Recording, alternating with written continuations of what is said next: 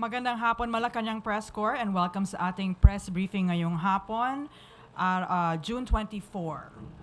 We are joined today by the Department of National Defense Secretary Gilberto Teodoro, National Security Advisor Secretary Eduardo and Department of Foreign Affairs Acting Secretary Theresa Lazaro to discuss developments related to the resupply mission incident in the Ayungin Shoal involving the Armed Forces of the Philippines and China Coast Guard.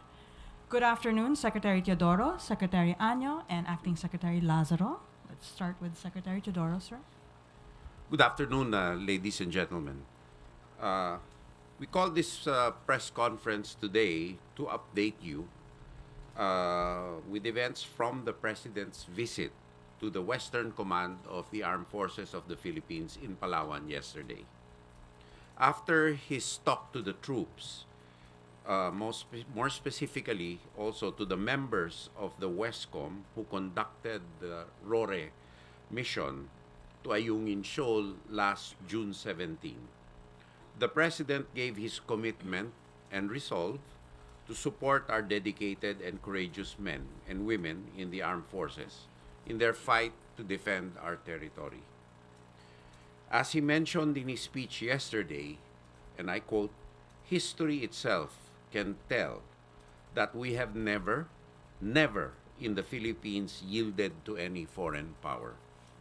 We owe to our forefathers the duty to keep the freedoms that they fought, bled, and died for, and that they presently enjoy. Kailanman ay hindi tayo magpapasupil at magpapaapi kahit sa kanino man. We would also like to categorically state that our policy in the West Philippine Sea has not changed. As declared by the President in numerous instances, we will not give up an inch, not even a millimeter of our territory to any foreign power.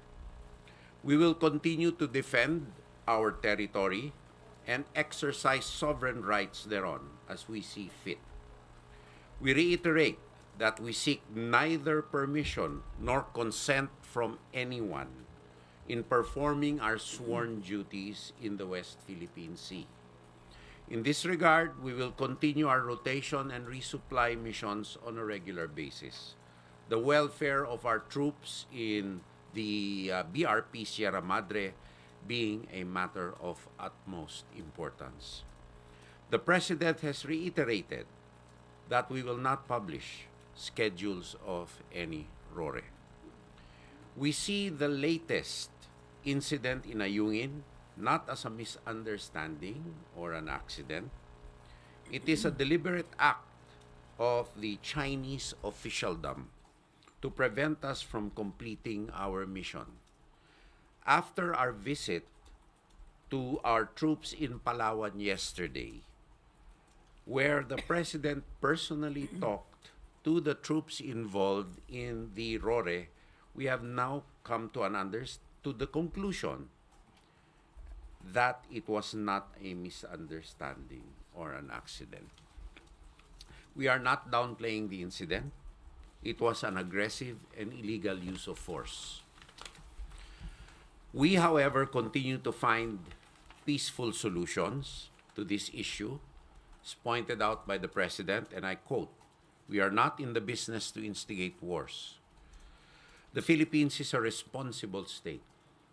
We will continue to exercise our freedoms and rights in support of our national interest in accordance with international law," unquote.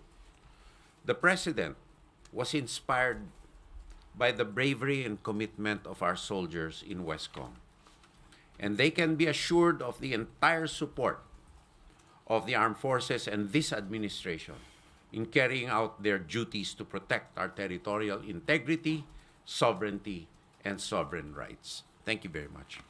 Thank you. Thank you, Secretary Teodoro. We have room for questions, starting with Chona Yu, People's Journal. Sir, good afternoon. Hello? Hello? It's on. Sir, During the meet and greet kahapon, what is the sentiment ng mga sundalo na nakamiting kahapon ni Pangulong Marcos sa Palawan?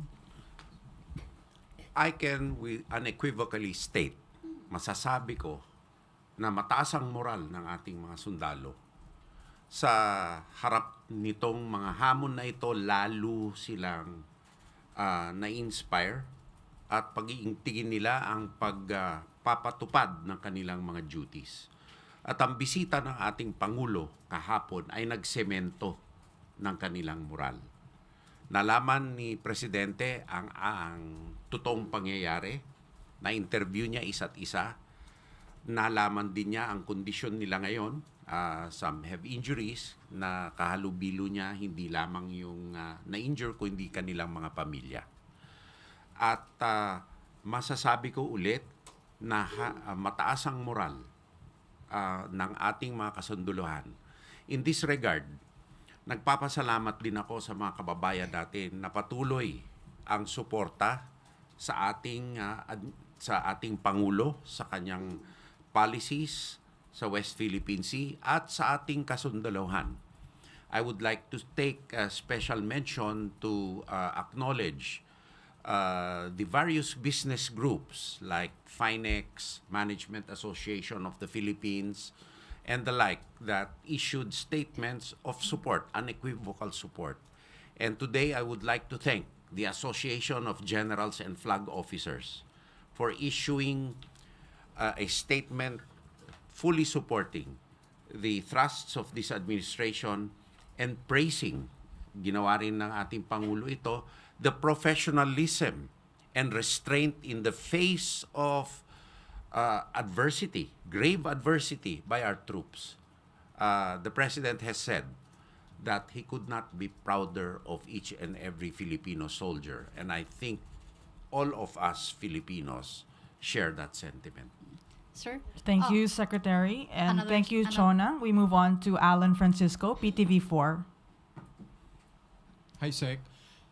Senator Francis Tolentino recommends the convening of the National Security Council on how the government should respond in this issue.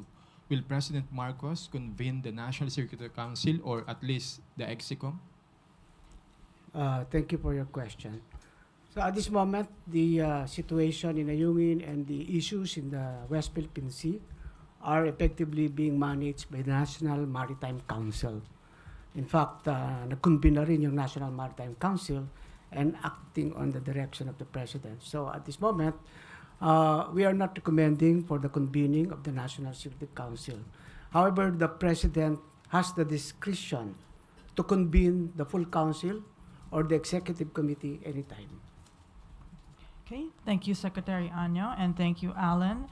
Next question is Alvin Baltasar, Radio Pilipinas. Please pass the mic. Secretary, good afternoon po.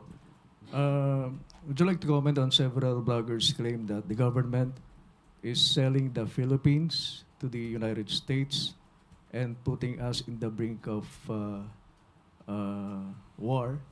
And such claim, Secretary, might emanate from several developments such as enhanced military and economic agreements, as well as political alignment. All right, let me quote the President first. We are not in the business to instigate wars. The Philippines is a responsible state. We will continue to exercise our freedoms and rights in support of our national interests in accordance with international law. Unquote. Now, these allegations fall squarely within the narrative. Pumapasok ito sa naratibo ng China na ginagamit nila itong mga propaganda lines na ito upang hindi natin patatagin ang ating sariling depensa at bumigay tayo sa kanilang agresibong mga galaw sa West Philippine Sea. Salamat na lang sa ating mga kababayan na 95% sa kanila hindi naniniwala sa ganitong mga propaganda at paratang. Sa kabila nito, lalong umiigting ang buong gobyerno sa ilalim ng ating Pangulo at ang sandatang lakas kung saan siya ay Commander-in-Chief na pagtibayin pa ang ating resolve na protektahan ang ating soberanya at ang ating sovereign rights sa West Philippine Sea. Tayo ay may karapatan dyan na pangalagaan ito para sa ating mga kababayan at walang propaganda ng kahit sino man na sinasabing binebenta natin ang ating mga sarili ay uubra dito dahil maliwanag itong mga galaw ng gobyerno na ito ay para sa Pilipino at para sa mga susunod na henerasyon. Kaya hindi ko alam kung saan galing ang mga taong nananakot na ganito. Okay. Thank you. This is all the time we have for today. Thank you for all the questions, Malacañang Press Corps. And thank you, Secretary Teodoro. Thank you, Secretary Año and Acting Secretary Lazaro. This concludes our press briefing. Thank you.